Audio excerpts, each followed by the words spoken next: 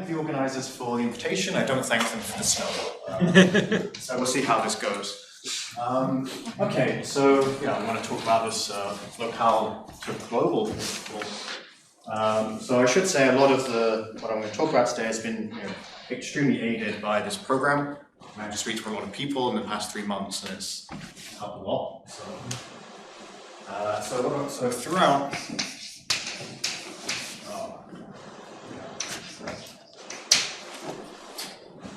T will be rigidly compactly generated.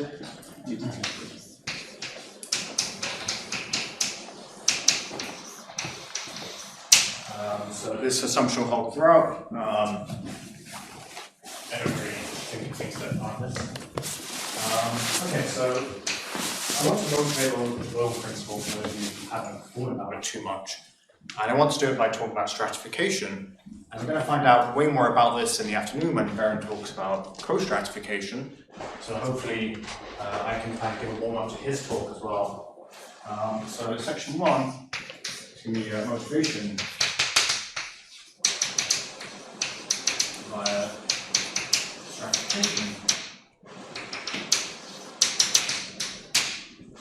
So I'm sure many of you are aware now that if I have such T, I can always associate to it this topological space, the Balmer spectrum. Points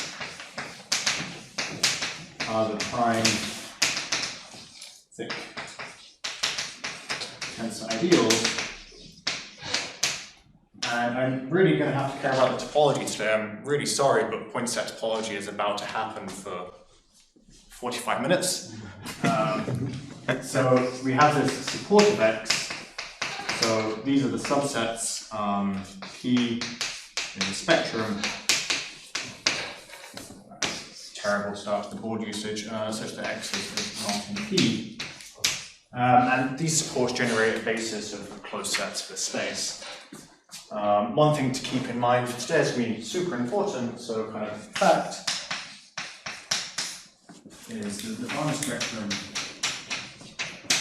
is a spectral space. So if you know what a spectral space is, great. If not, I'll just give the rubbish definition of it. It's exactly this risky spectrum of a ring. It's a great characterization due to Hofstadter. So what can we do with this space? So a subset V of X, where X is a spectral space always, is Thomson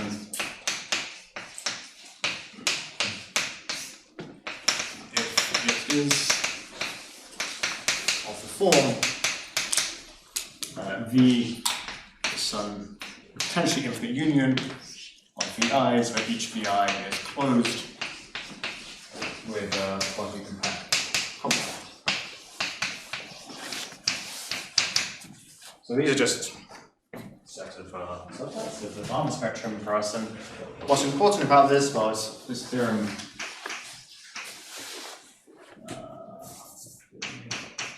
Theorem of Balmer, of course, that there's a bijection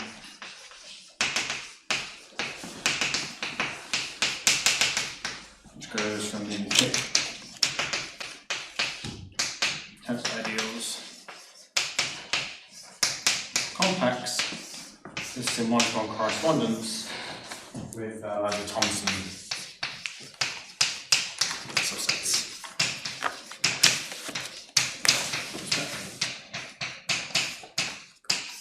And this direction here is just given by this support theory here, where I have a thick tensor ideal. The support of it, I take the union of the supports for the object. So this is a really nice classification result. It gives us full classification of thick tensor ideals. But, I started with something big here, right? And I've restricted the compact objects. This is like a big thing like the derived category of a ring. This only really sees things like the perfect complexes. So we want to extend this to look at the big objects. So first I'm going to need to introduce introduce a bit more of a refined notion of support. Barmer and Fabi. So the question is, what if I care about what you care about, maybe? I don't know what your preferences are. Large objects, so non-compact guys. So the key point is using this this result of Balmer. So for every Thompson subset, V, I can always form kind of a localization sequence. So gamma U, gamma U1.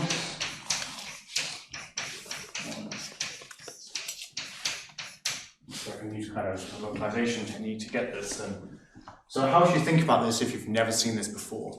Well, I have some topological space, and I take my Thompson subset V.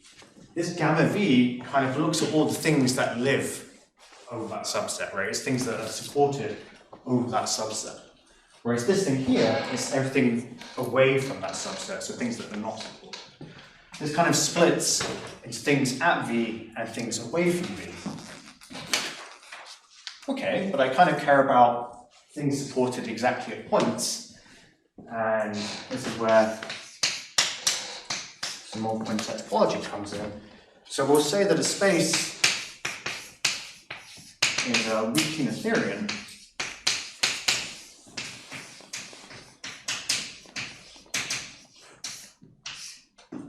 so I think this first appears in Barthel-Heard-Sanders sort of thing. So weak Noetherian, if for every, this of course is spectral space still. I really don't believe in the existence of non-spectral spaces anymore. If for every x in x, I can write x and v intersect, let's use u and v, it's nicer for me. U intersect v complement, where u and v are Thompson subsets.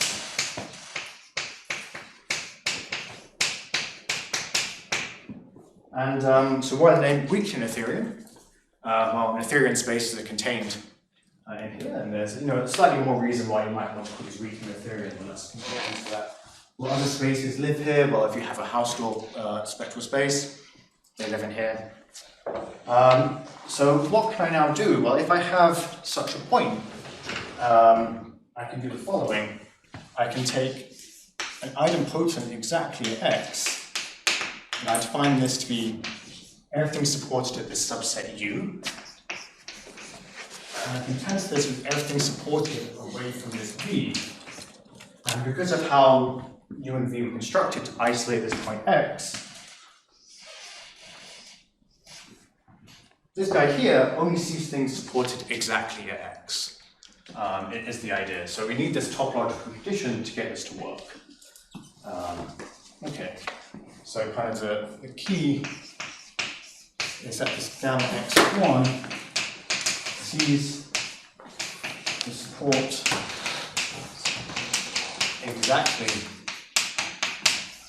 at the point x. And it doesn't matter which u or v I picked here. I mean, any choice of u and v will give the same guy. That's fine. And then we can use this to form definitions. This is Balmer and Fabi. They say the following. So assume, well, I mean, this is not what they say, but this is there. So assume that this space is weakly Noetherian.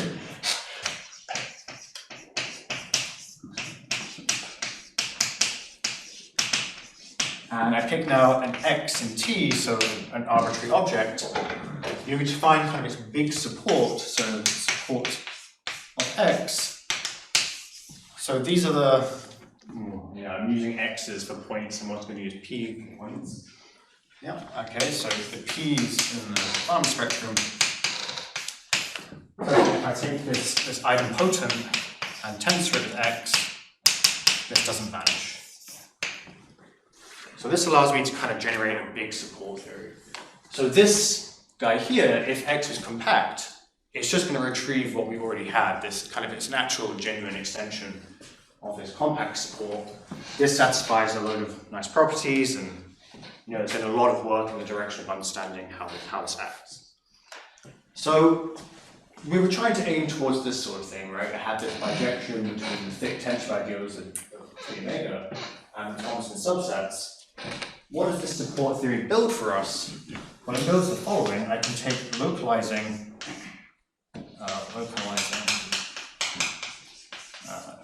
tensor ideals of T, and this support theory now lands me just in arbitrary subsets of the line spectrum. So I'm going to suppress a few things. I mean, I think I should put set generated somewhere here, but it won't. Just sort of as a reality check, so now you've defined gamma x both for x Thomason subset and x a point, and, Yeah. and these two presumably agree. Is that If X was a, No. if X is a point happened to be a Thomason subset as well, it would agree. It would agree, yeah. Yeah, I mean, I think this is probably the reason why some people don't call this gamma X, and I can see both Toby and Baron chuckling themselves already. So in the literature, I mean, what, you use G of X for this, or G of P? Yeah. Yeah, so... In my talk, I'm going to use G of P. Okay, so let's define gamma X of 1 to be G of X to be this, and we'll be fine. So yeah, I mean, I guess it's kind of an unfortunate notational quandary that we find ourselves in sometimes. Okay, I see I into the controversial territory. Yeah, that's a great sanity check, and unfortunately, not a good one. Okay, so while I raise the board, I can say a few words. So I now have this this map, this support theory, into subsets, and this is actually, in the case that our spaces we consider, this is going to be a surjection.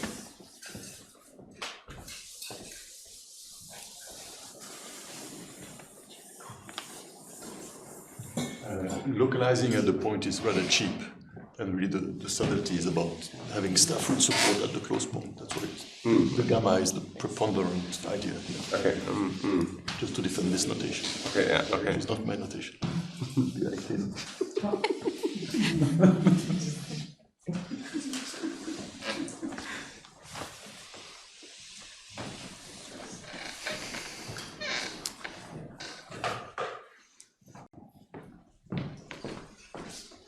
Okay, so I have this map here, and I mean, should have wrote on the board here, but this is actually always a surjection under our conditions. So the question is when is it an injection? And a lot of people have thought about this. So the question, when is this support guy also injective? And so there's work of, of Neiman, who does this for kind of commutative theory of rings. There's an absolute swath of work by Benson-Iyengar-Krause, where they do this for stable module category. This is a very well-studied problem for the examples that we have. And this was all kind of neatly tied up in a bow, I think, in work of Barthel-Heard-Sanders last year now. So, Barthel-Heard-Sanders. So they said the following. So this surjection is a bijection,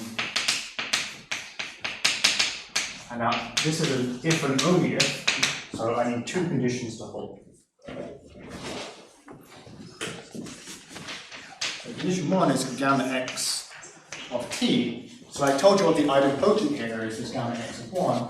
I can just take its smallest localizing subset.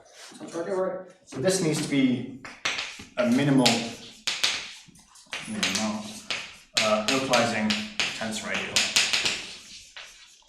So this is a condition called minimality.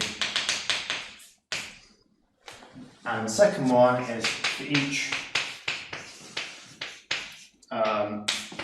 x and t, the localizing tensor ideal of x coincides with the localizing tensor ideal generated by the gamma x of x's where x runs through. So where x, yeah, sorry, I'm using x and p all over the place. So this condition here is called the local to global, with no extra e. So first condition is that the localizing tensor ideal, these gamma xt's, these kind of stalk-like categories, they're minimal. They're minimal localizing tensor ideals. And the local to global says that each object, I can kind of build x from the pieces kind of supported exactly at points. These are two things, and you can check these two things, and then you get the lovely theorem that you can classify all the localizing tensor ideals, which is kind of nice, right? I mean, you couldn't ask for much more than that. So you say, great, let's just prove everything has minimality and local to global, move on with our life. So here are some kind of things to point out. So minimality, and this is all personal opinion at this point. None of this is like hard. Minimality is a horrible beast. I still can't get my head around minimality as a concept. It doesn't make sense to me. So, here are two examples of Niemann. So example one, if R is K-Noetherian, then Niemann proved that we have this kind of, I should say, if we have this injection, this bijection, we call it stratified. So Niemann proved stratification for these, in particular R-K-Noetherian ring, then dr has minimality. Okay, so we start to think, this is nice, Noetherian looking things, great. And then he has this other example where R is K over x2, x3, x4, and so on. And you mod out by x2 squared, or x3 cubed, and so on. So this is a ring that you could look at. And, spoke of the compact here. It's everyone's favorite topological space. It's a point. So this is a lovely space, right? It's an Noetherian topological space. There's no chain conditions. But this R here, but dr does not have minimality. So already what this tells us is that somehow minimality is really inherently built into the category itself, in my opinion. I mean, the space can see nothing about minimality, is how I think about this. But what about local to global? And maybe the local to global principle should be our friend on minimality. So what happens there? Sorry, naive question. This minimality condition, is it for all x? For all Okay. x, yeah, sorry. Yes, it should be for all primes, of course. It'd be really nice if you could just check it for one prime and move on, right? But yeah, local to global, we're going to see it's actually, a bit more tame compared to its kind of horrendous counterpart of minimality. And again, this is all personal opinion. If there's people in the audience who really love minimality, that's fine. I'm glad that people understand what's going on there. Are you trying to start a fight or what? I think like a snowball fight, if it snows a bit more, I guess. Right? Everybody wins, right? So what about this local to global? It's actually a bit nicer. So let's just say local to global is somehow a bit, is tamer. I mean, we have some control over this. So let me just kind of give two results, which generalize a load of results, of course, by people like Niemann, again, Benson-Iyengar-Krause, etc., etc. So, example, so these are both going to be examples of Berg. So if T such that spectrum T is Eutherian as a space,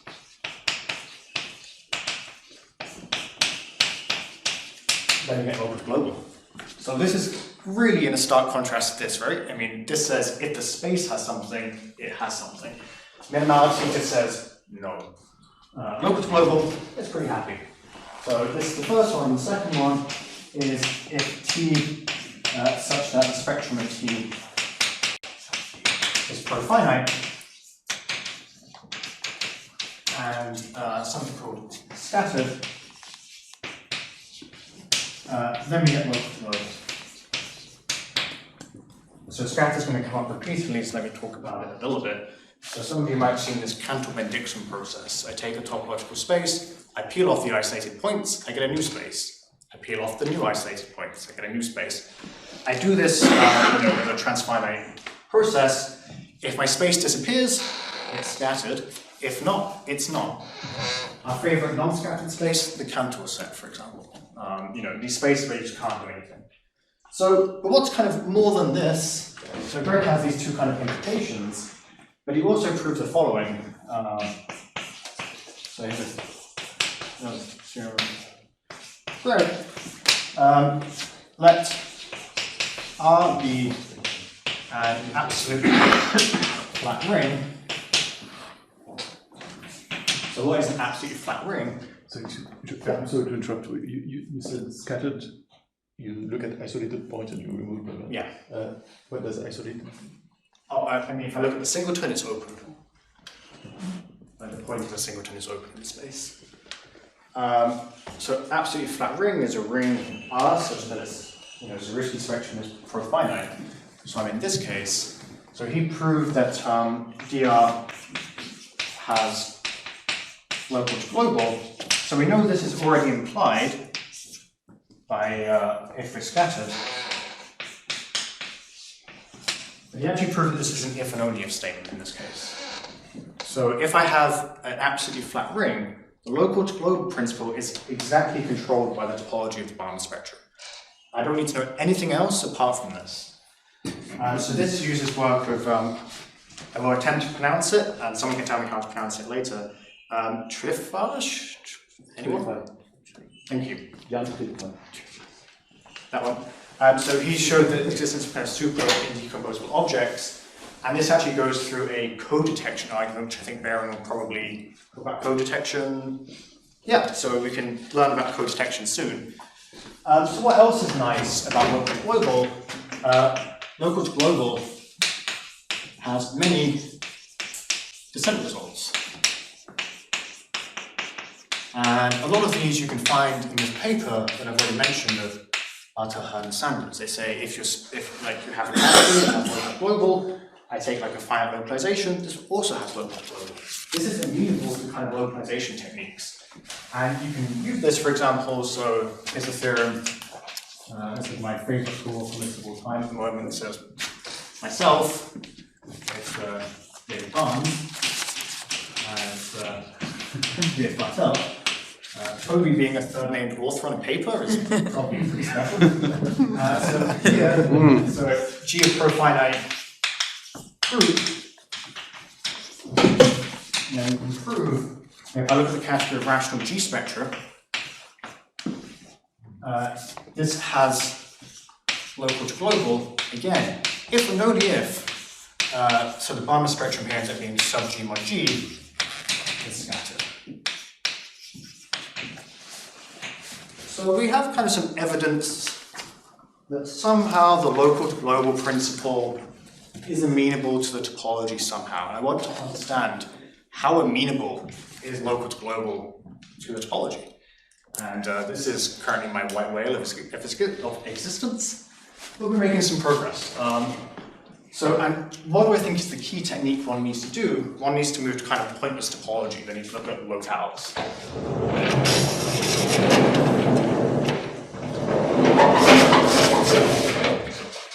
So let's talk about frames. Any questions about the motivation part, which took a while? Would you conjecture that this connection is true in general? for any recursively compactly generated category? I would conjecture this is true. So I have some I'm going to work with Greg at the moment, which we're trying to construct. I mean, this is what I'll be talking about. Is basically what you want to do is you want to construct guys. Maybe you can remove the spectral as well now that we've already seen this. Okay. I was trying to be a good speaker, you know, and not just. You know. Yeah, so I would conjecture that local to global is purely a topological statement. If anybody has a counterexample to this claim, if you know a TT category where the spectrum is not scattered and you can prove you have local to global, please come and see me after this talk and you can save me some pain. So, I mean, I've had many conversations with Toby about this, who suggested many counterexamples to try, and none of them seem to work. So, part two.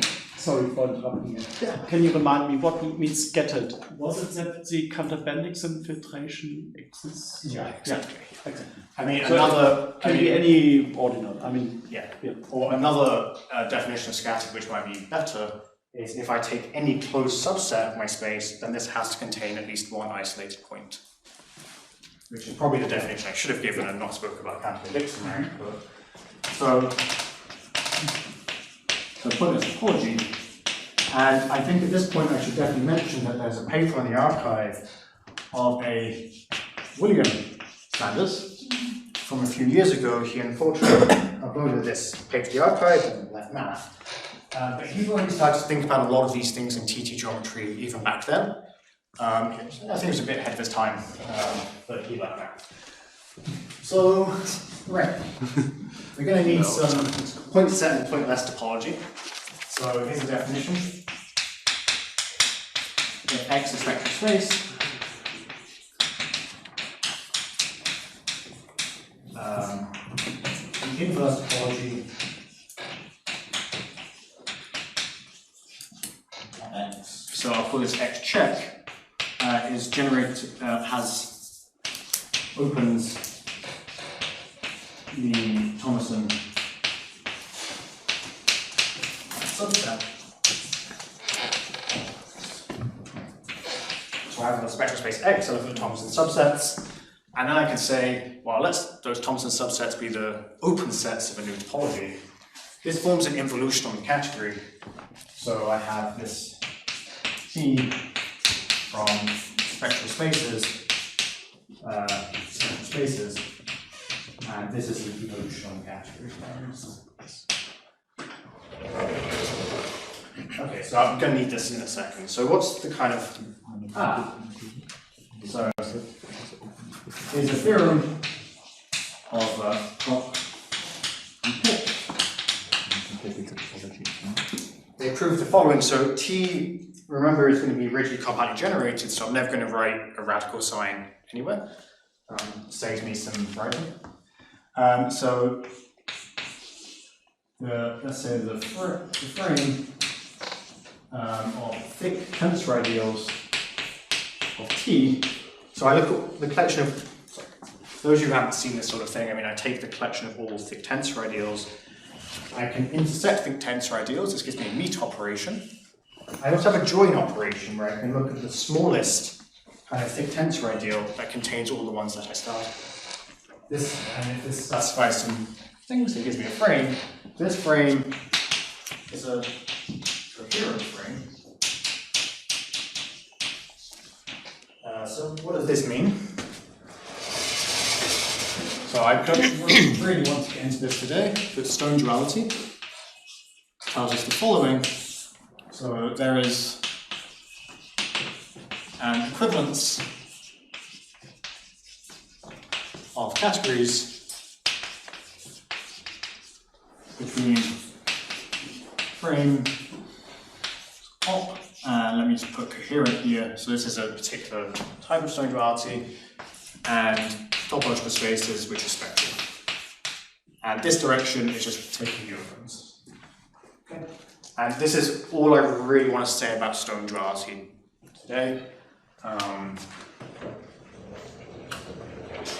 So what does this theorem of cock and pitch tell us? I mean, it tells us that I have this frame, and this coherent frame. So there's a corresponding topological space which loses absolutely no data when I transfer to it. So I have my frame, I get my space, and if I look at the frame of opens of that space, I get the frame that I started with back. So this is actually just a rewording of Barmer's original theorem, because this kind of the space that I could cut from this lattice of thick tensor ideals, this is nothing else than our favorite spectrum in disguise, right? We just take the Hochschild construction. So what does this mean? Well, this means if I take the Hochschild, then the opens of this space classify the thick tensor ideals, as opposed to the Thomas. So you have to do a bit of kind of mental swapping when we look at these things. And the question is what can we kind of gain by thinking of the frame instead of the space?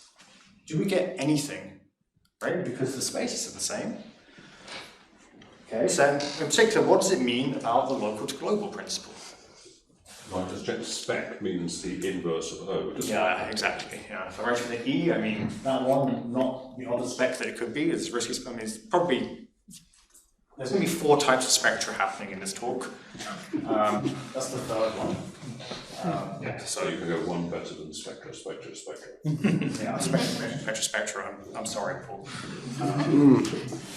Yeah, so what can we gain by looking at this? And another thing I want to point out is, in terms of the local to global, this guy here unifies the known cases, right? So if x is profinite, then x check is just x. So if x was scattered up here, then x check is scattered. So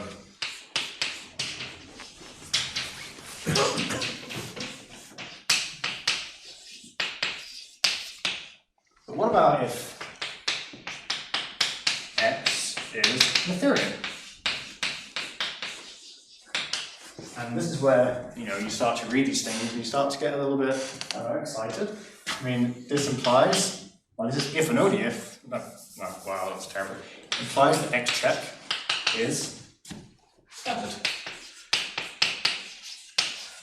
So by looking at this inverse topology, all the known cases of local to global we have are just about this space being scattered. Right? And this starts to feel a bit more, you know, maybe we should think about this a little bit. And that's what we're going to do.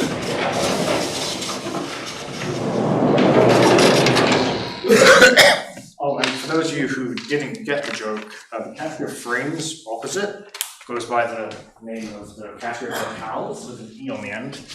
Hence the terrible title. It's an amazing title. It's an amazing title.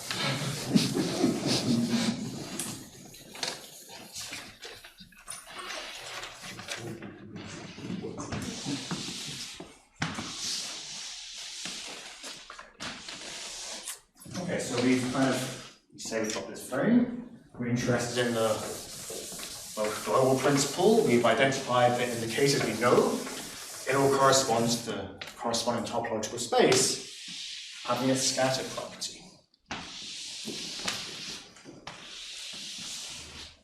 Okay. Now I can maybe make people, well, actually no, I'll save that bit. I don't know why. So let's think about the local to global principle. Based on what we know from this kind of work of stratification, if the local to global principle fails, then I don't have enough subsets of my Balmer spectrum to classify my localizing tensor ideals. I have a surjection but not injection.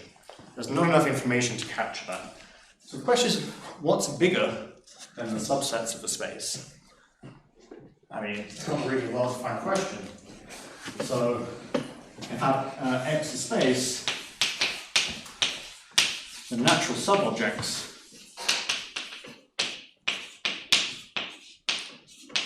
I mean, what does it look like? I mean, it's just the power set of X, right? I mean, that's the space of subspaces of space.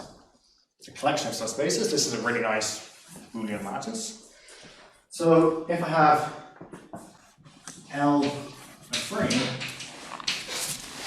L for locale, of course, then what are the natural sub-objects here?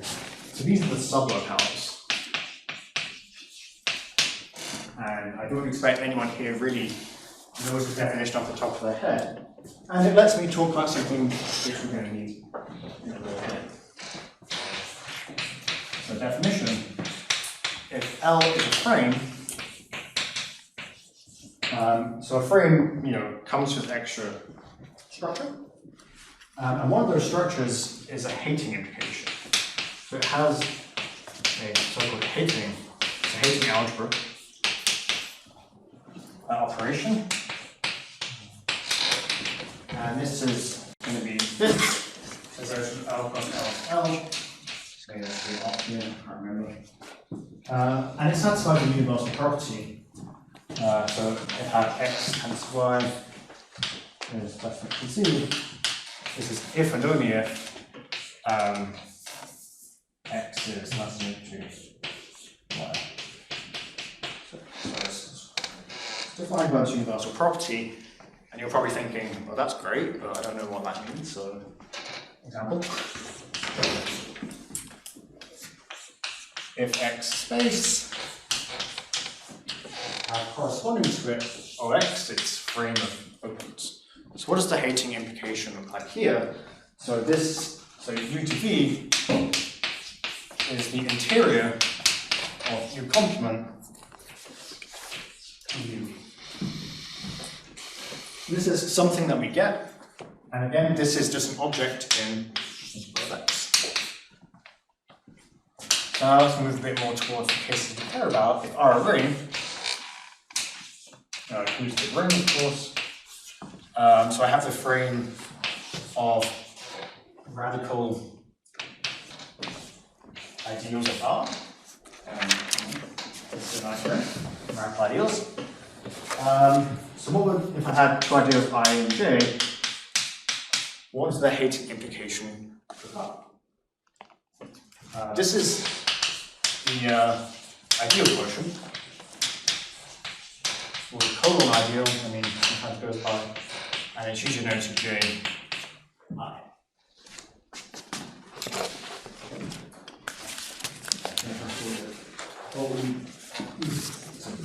Yeah, J and I swap here. Just e to the square root of x of r. They're the radical ideals. I don't know what is the notation for those, rad? So, case of interest, I have a originally compact generated PT category. I look at the frame of thick tensor ideals. So, if I have S, okay, I want to use X and Y here. So X and Y are thick tensor ideals for now, X to Y. These are those compact objects K. So the K tensor X lands inside Y. This again is a thick tensor ideal. Okay, so this is my hating implication, and why did I need this?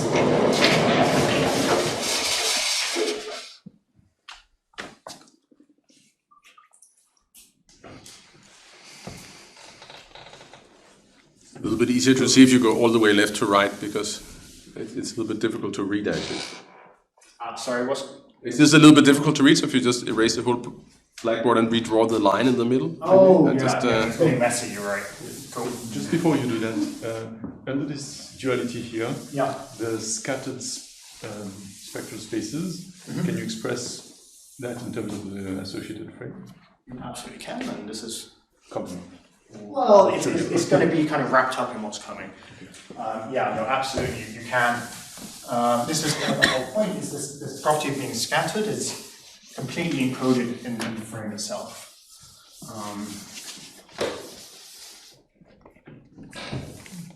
And I'm basically going to be giving one way in which it's cooked in, but there's some other ways as well. Which, when I gave the abstract this talk, I probably clear by now. we don't. Because it turns out one of the other characterizations is far more interesting than the one you did, but I think this one's better for motivation. So I have just over 5 minutes. So L is going to be frame. So sublocal of L is a subset S, and it needs to satisfy some things. So S is closed under arbitrary meets, and this has the really strange consequence that this implies that the maximum object 1, this is the biggest object, this is always in the sublocal, because it's the empty meet. This is really confusing. And the other one is for S and S and X and L. We always need to have this object X, X, and S. This is a sublocal. These are the natural subobjects in the category of locales. And again, nice collection. S of L, collection of sublocales. So above I wrote the natural subobjects of topological spaces, this power set of X. And now we have this collection of sublocales, and you're like, well, great. This is a nice, probably complete Boolean algebra with nominalized. Wrong. This is only a coframe. It's in general not going to be anything that looks like a power set of X. So, is there a comparison? Yeah, I'll give some examples in a minute. Let me give kind of the main point. So if I have X space, I can hook up O of X, its frame. So here, I have the power set of X, the natural subobjects. There is a well-defined way of taking this collection of sublocales of O of X. Let's call this map phi. Okay, I can take any subspace and I can map it to a sublocale. This is great. There's also a map going the other way. So, question. Well, so here's a theorem, and there's the theorem of Simmons. So this goes back to the 80s, and Neufeld, Rosenthal, this is 86. And what is it? Phi is injective when X is something called a TD space. So this is a separation axiom. You're like, you've not defined this. I haven't. If X spectral space, then X is weakly Noetherian if and only if this object, this space that we cook up from the frame, this dual, is TD. Right? So the injectivity of this comparison between subspace and sublocales is baked into this kind of needing the weak Noetherian hypothesis. Okay? Phi is surjective. Exactly when X is, I'm not going to define this, weakly scattered. Okay. And then you use the observation that TD is weakly scattered.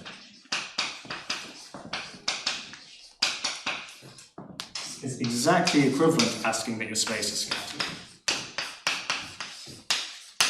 So what do we now have?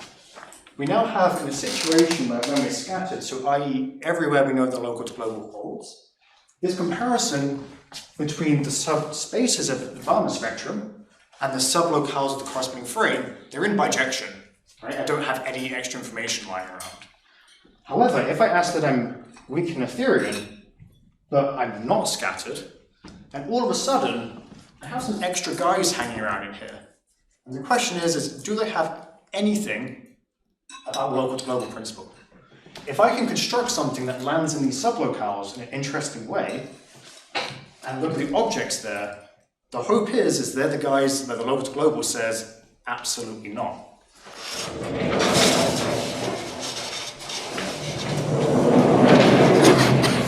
So you might be now thinking, well, I know if I'm not scattered that there's some sublocales which are missed.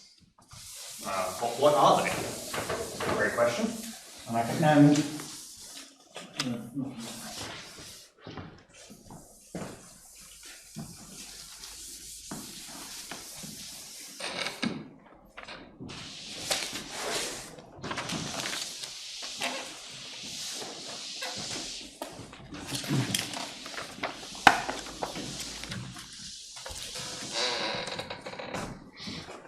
I always put a bucket needs to be on the other side. That's very confusing. Okay.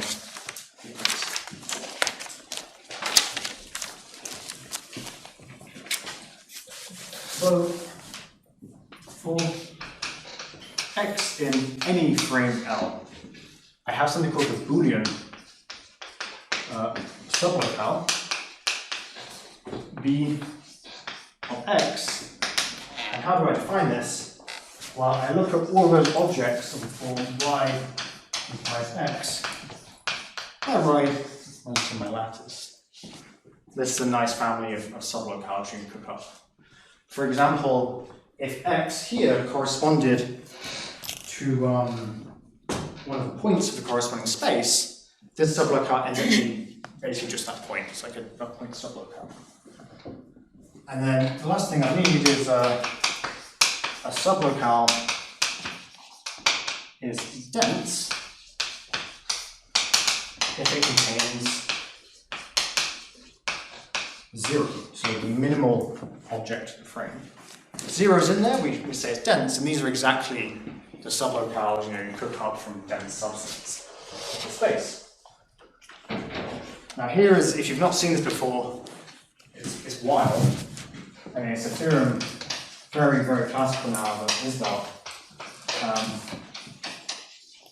there is a minimal dense sublocale. And it's exactly B, this B the sublocale 0. If you think in topological spaces, I take the reals, I take the dense subset of, say, irrationals, I take its complement, that's also dense. If I intersect them, I get 0. Right? I get the empty space. The empty space is not dense in the real numbers. If you work on the frames, I take the corresponding sublocale of the rationals and the sublocale of the irrationals and intersect them in the coframe of sublocales. This guy is non-zero. This has non-trivial information contained in it. This is kind of like this hidden realm that you don't see in the topological side. So what is this guy? So b to 0. So what would be the intersection in this case? Can you describe it? In sublocales, it's just a genuine intersection. You can just intersect sublocales as a sublocale again. So, I mean, this guy here, if you have a topological space, this B0 are the regular open sets of your space. So those, if I take its closure, then this interior, I get the subset back. So I start with an open, I take its closure, I take its interior. If I get the same thing back, you say it's regular open. This guy spits out all the regular open guys. And this, if you're not scattered, it's non-induced. You cannot detect this guy from the space. And if T... Could you answer this question for the real numbers, just so I get a feeling for the thing? What would be the... I mean, one of the regular opens of the reals. I mean, I take an open subset of the reals, I take the closure, and I take the interior. Is there a characterization of what they actually look like? I mean, we know there's non-trivial amount of them, right? And Just disjoint intervals. disjoint intervals, okay. Like not next to each other. Yeah, thank you. So T category. So what does this guy look like, right? I mean, I need to look at everything of the form from y to 0, where y is a thick tensor idea of t. So what is this? This I will call x_perp, and these are exactly those compact objects. If k tends to x is to 0. So I range through. Oh, yeah, I mean it should be y, right? I've ranged through all of these. So for every thick tensor ideal, I look at this guy here. The collection of all of these is a sublocal. If I'm not scattered, this guy you cannot see from the subspaces. Even weirder still, if my space is profinite, then this guy here is, I mean, it's a Boolean algebra, but it's actually complete and atomless. So the corresponding space is just empty. This is really just this void zone. And yeah, I can't write down any results, but what me and mainly Greg Stevenson are doing at the moment is trying to cook up guys that live in this thing, and then seeing how bad are they. And I think based on the proofs we know from kind of the absolutely flat ring case, the correct thing to do is to look at guys co-supported here, which is equivalent to LocalGlobal, which we'll hear about after lunch. I'm going to finish there when I